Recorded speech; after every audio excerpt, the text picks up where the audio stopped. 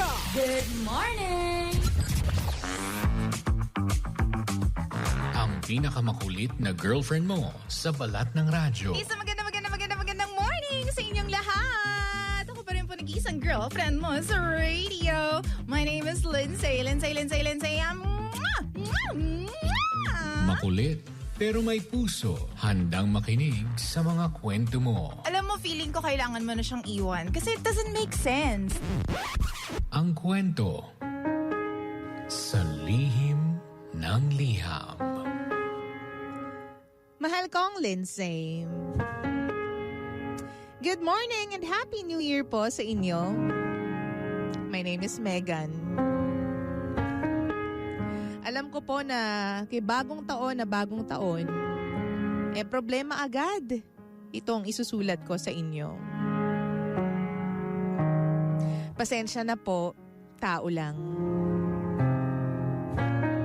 By the way, DJ Lindsay, sana po matulungan ninyo ako dito sa problema ko. Meron po akong boyfriend at pwede ko pong sabihin na he loves me so much. Kahit na hindi ko po nare-receive yung love language na gusto ko, kapag iniisip ko naman, from his point of view, masasabi ko po talaga na mahal niya ako. Sobrang saya ko rin po sa kanya.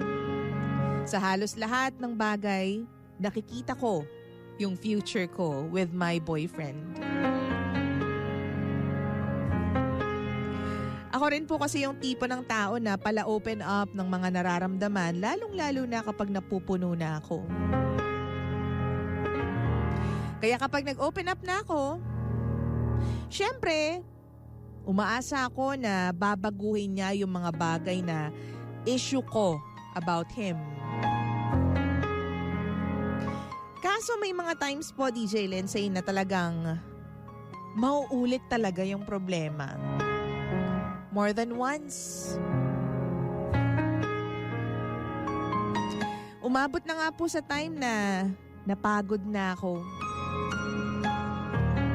He kept begging me until now. Pero ayoko na talaga. Kaso mahina talaga ako, lalong-lalo na kapag nag-e-effort na siya. Pag magkikita kami, pinapakita niya talaga na nagbago na siya. Ayun, marupok ang person, tumitiklop ako. Stricto din po pala yung pamilya ko, kaya hindi ako makalabas from Christmas until ilang araw ng January. Alam mo, DJ Lindsay, noong mga panahon na yon, feeling ko napakadilim ng paligid ko. Kasi parang grabe na yung hinanakit ko tungkol sa boyfriend ko. Kung hindi ko siya tatawagan, hindi niya ako tatawagan. Kung hindi pa ako magtatampo sa kanya, hindi niya ako dadalawin sa bahay. Alam mo yun? Yung parang desusi yung boyfriend ko. Pero kapag inopen up ko sa kanya, masasaktan naman siya. Sasabihin niya, masakit to para sa akin. Feeling mo hindi kita ine-effortan. Pero ang totoo, gumagalaw lang naman siya kapag naiinis na ako o kapag nag-aaway na kami. But despite that, DJ Lindsay, sabi niya sa akin gusto niyang ayusin ang lahat ng pagkakamali niya. Ayaw niya daw na basta na lang kami matapos dahil dyan. Feeling ko, DJ Lindsay, magiging okay lang ako kapag nakita ko talaga na tuluyan na siyang nagbago. Yung tipong hindi ko na kailangan sabihin kung anong kailangan niyang gawin. Yung actions, more than promises, more than words. Natatakot lang po kasi talaga ako na baka mas masaktan ko siya along the process. Lalong-lalo na iba po yung dating sa kanya ng mga salitang promise and hindi na mauulit. Alam mo, ang dami niyang pagkakamali sa akin. Araw-araw kong naaalala ang mga yun.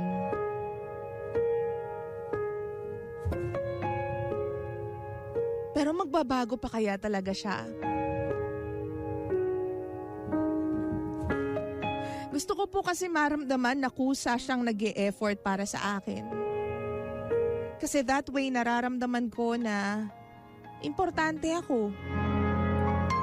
Na mahal niya ako.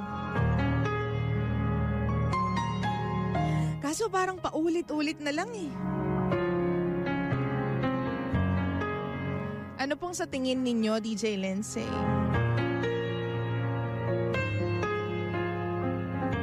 Lalaban pa ba? O titigilan na?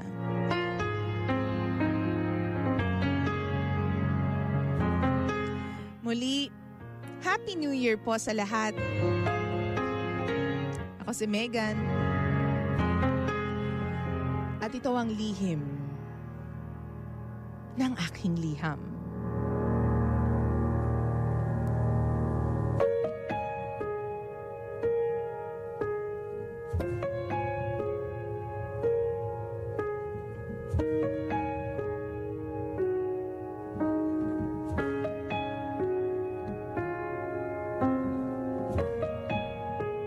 Lihim ng liham.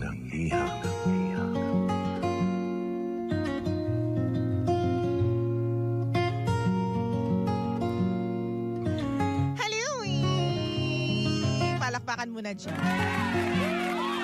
Palakpakan kasi bagong taon. 9:13 na po nang nagmamagandang umaga. Tayo pa rin po ang istasyon na same pero ay iba. Pagka we are number 106.7 Energy FM. Pagka wag mo sabihin radyo, sabihin mo ako pa rin po nag-iisang girlfriend mo sa radio. My name is Lindsay. Okay. Uy, pangga ko, mahal ko, baby ko. Welcome to Lihim ng Liham. Unang kwento, unang basa ngayong taon sa Lihim ng Liham. Bagong taon, hindi nawawala ng problema ang mga utaunes. Ang mga person natin, gulong-gulo pa rin sa 2025. Oo, di ba? Talaga naman problema pa rin sa love life sa 2025. Oy, Happy New Year po sa inyong lahat. Mahal ko pagka ako, baby ko, ha. Sana naman in love pa rin kayo sa mga jowa ninyo. Sana taon lang ang nagpalit, hindi po karelasyon. Oo.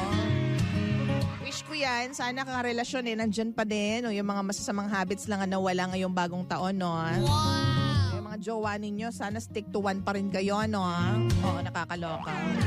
But anyways, mahal ko pang ako, baby ko, we are live on TikTok. Hanapin niyo lang po Energy FM 1067 and we can actually interact there. Uy, gusto mo yun? Bagong taon mag-iinarte, Lindsay. You can actually or read things from TikTok and we are live on TikTok. Doon na po tayo mag-usap-usap. Mahal ko pang ako, baby ko. Let's go. Energy FM 1067. Ayan. Hello naman po kay Buena Diaz, Senyori. Ay, hindi pala. Pangalan nun, si A. Marej. Pinaliktad yung pangalan.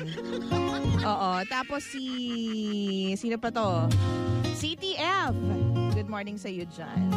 We're live on TikTok. Mahal ko pang ako, baby ko. Ano nga bang gagawin mo kung tulad ka ni Megan? At ang problema mo is napaka-consistent. Uy, consistent. Consistent na kailangan mong susian yung jowa mo. Yung tipong bago siya gumalaw, kailangan muna mag-away kayo, magka-problema kayo, magdramahan kayo. Tapos kapag sinabi mo na yung mga saloobin mo sa kanya, saka lang siya matatauhan, saka lang siya gagalaw. Okay. Paano paano kapag ganyan yung jowa mo? Oo, paano mo aayusin? Paano mo i-deal yung boyfriend mo kapag ganyan siya? Sabihin mo sa akin kung anong nararamdaman mo. Have you been here sa ganitong sitwasyon? O baka naman meron kang kakilala na ganyan din ang sitwasyon? Let me know. Sabihin mo sa akin kung anong ginawa niya, anong ginawa mo para, alam mo yon, maalis yung sarili mo sa ganyang sitwasyon. Overcome yung ganyang problema. Let me know. Punta ka sa TikTok. Tapos hanapin mo yung Energy FM 1067. Ayan. Hello kay Gracie Jade. Kay Zessa Caspe. Nakikinig po sa atin. Ayan. Salamat po sa mga gifts. So, taray. Ayan, basa muna tayo ng ibang comments bago tayo mag-move on sa ating mga life. Sana all nakaka-move on, be. Sana ikaw din. Oo, sabi dito, mahal ko pang baby ko, sabi ni Winsel. Naku, grabe naman po yung kwento ninyo. Basta, ang masasabi ko lang po, magbabago ang lalaki kung gusto na niya. No need na mga paalala, lalong-lalo na sa mga bagay na nakakasakit sa'yo. Sabi nga nila, once is enough for a wise man. Sa kwento mo, alam mong mahal ka niya at ipapakita niya naman yung efforts pag magkasama kayo, pero nag-iiba kapag hindi na kayo magkasama. Kailangan mo pang sabihin sa kanya kung anong dapat niyang gawin. May mga lalaking ganyan, pero di ba nga, mas maganda yung tipong may pagkukusa ang lalaki. Lalo na kung sinasabi ninyong mahal niyo kami. Bakit hindi kayo magkusa? Wow! Ipakita niyo sa amin kung paano yung pagmamahal na yan. Bakit yung ibang lalaki nagagawa nila, bakit kayo hindi? Diyan mo malalaman kung talagang nag-e-effort sa'yo yung lalaki. Kapag nag-e-effort sa'yo yung lalaki, mahal ka nung lalaki. Diyan kapag hindi ka ine-effortan, baka pare ang tingin sa'yo. Baka barkada lang ang tingin sa'yo. Okay. Over ka naman dyan. Feeling ko ganun yun. 'Di ba? Siyempre kapag mahal mo yung isang tao, e-effortan mo, hindi niya na kailangan sabihin sa'yo kung anong dapat niyang gawin, 'di ba? Kusa niyang gagawin yung mga bagay-bagay. Even the smallest details, hindi niya mo na kailangan sabihin sa kanya. 'Di ba? Kasi mapapansin niya yon sa mga galaw mo. Hindi mo kailangan sabihin sa kanya lahat-lahat kasi inoobserbahan ka niya. 'Di ba? At alam niyo mga pangga, itong mga maliliit na bagay, pag pinagsama-sama mo, big deal yan sa aming mga babae. Some people, baliwala sa kanila kapag, alam mo yun, yung mga malalaking regalo, mga mamahalin na regalo. May regalo ka sa akin tuwing Pasko, bagong taon, New Year, bagong taon, Valentine's Day, birthday. Pero yung mga maliliit na victories, so maliliit na moments sa buhay ko, wala ka doon. Wow! Halimbawa, may nangyari sa akin na depress ako, tapos wala ka kapag kailangan kita. 'Di ba? O di kaya naman, meron akong victory sa sarili ko. Maliit lang, pero very eager akong ikwento to. Tapos wala ka. Sa mga times na kailangan kita, sa mga times na kailangan ko na mapapagkwentuhan, mapapaglabasan ng emosyon ko. 'Di ba? Wala ka kasi busy ka kung saan man, kung ano man. Medyo X yun eh. Diba? Ang sinasabi ko is, yung mga small moments, small victories sa life, they matter a lot. Diba? More than yung mga mamahaling gamit, mga big actions or big gestures. Wow! Minsan kasi given na eh. O Christmas, o dapat may gift ka. Valentine's Day, dapat may pabulaklak. Birthday, dapat may paregalo. Ganyan. Given na, diba? What about being there for your loved one? Being there for your girlfriend kapag kailangan niya ng sobrang makakausap, ng makakakwentuhan, ng makakamarites, di ba? Kailangan niya ng masasandalan, nandyan ka. That matters. Wow! Big deal yon sa aming mga babae. Yung makikinig ka lang, hindi mo siguro kailangan maging sobrang talino at magbigay ng napaka-perfect na comment. But just being there, listening to us, or listening to your girlfriend, matters a lot. Wow! Diba? Yung chocolate, kahit mumurahin lang, basta lasang chocolate. Diba? Regalo, kahit mumurahin lang, basta maalala mo, ang importante, kapag nangangailangan siya, nandyan ka para sa kanya. Yun ang pinaka-importante. Diba? Ang pinaka-masarap sa pakiramdam, yung hindi mo na kailangan sabihin sa partner mo kung anong kailangan niyang gawin. Kasi alam niya na. Kasi kabisado ka niya. Paano kanya nakabisado? Kasi inoobserbahan ka niya. Ganun yun. Pinakamasarap na pakiramdam niya. Diba? Sa mga mag-aasawa, magpa-partner.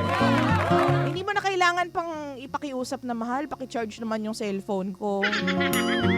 Yung tipong kapag nakatulugan mo yung cellphone mo tapos nasa tabi lang yun ng kama, tapos nakita niyang wala ng battery, malaking ano yun ah. Ako para sa akin, big deal sa akin yun. Yung tipong pagising ko sa umaga, full charge yung telepono ko. Di ko naman chinarge. Bakit? Kasi chinarge ni Rommel yung telepono. Wow! Kasi ayaw niyang umalis ako na wala akong battery.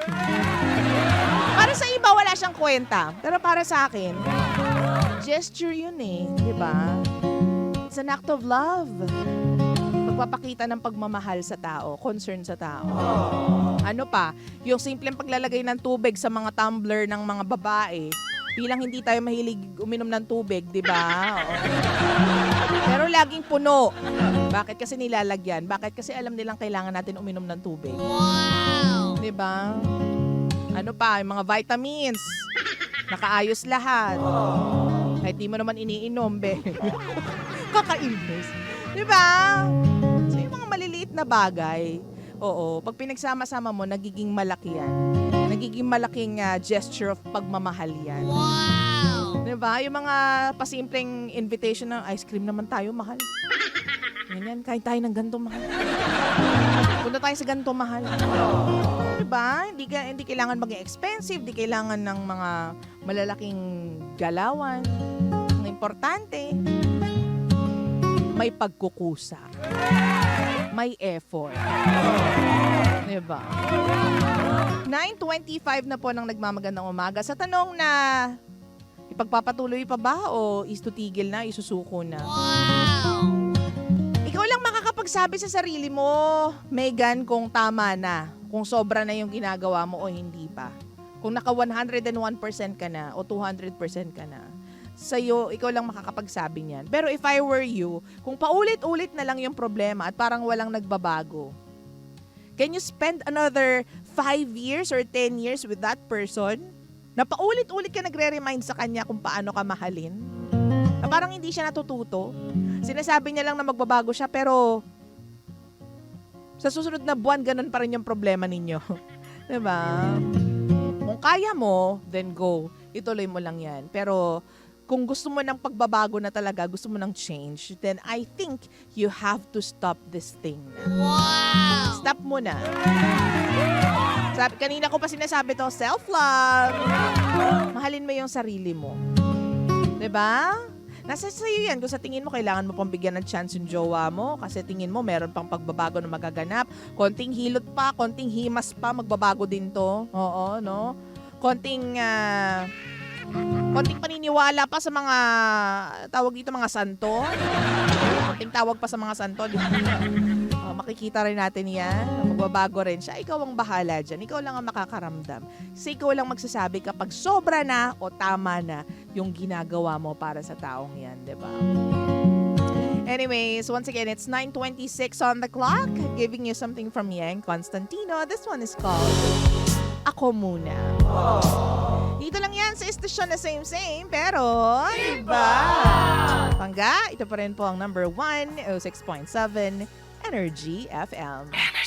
Minsan, parang di